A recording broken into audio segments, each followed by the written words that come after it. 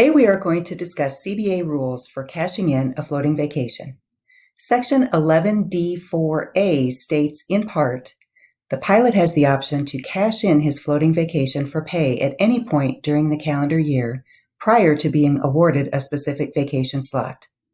The pay you will receive for the cash-in is stated in Section 4AA1, which states in part, floating vacation weeks will pay 26 1/4 TFP straight pay. To submit a floating vacation cash-in request, log on to SWA Life and select My Work, Flight Ops, Our Business, Vacation, Floating Vacation. On the next screen, you will select Cash-in Floating Vacation, the number of weeks you wish to cash in, the paycheck to receive the payment on, either the 5th or the 20th, and the specific month. Note that per Section 11D4B, the request must be made no later than 10 calendar days prior to the pay date. Pilots on ETO or EXTO leaves of absence who normally receive a paycheck only on the 20th may request the cash-in for the 5th. A word of caution, a cash-in request for the paycheck on the 5th will pay at the rate that was in effect on the 1st of the same month. For example, a cash-in request for the November 5th paycheck will pay at November 1st pay rates.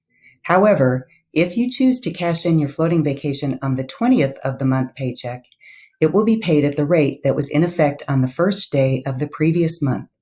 For example, a cash-in request for the November 20th paycheck will be paid at the rates that were in effect on October 1st.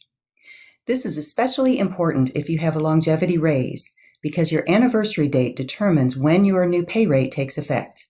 In short, if you are due a longevity raise, it is usually better to request to be paid for floating vacation on the 5th of the month paycheck, which occurs after your anniversary date. Refer to Section 4A to determine if your raise takes effect on the 1st of your anniversary month or the 1st of the month following your anniversary date.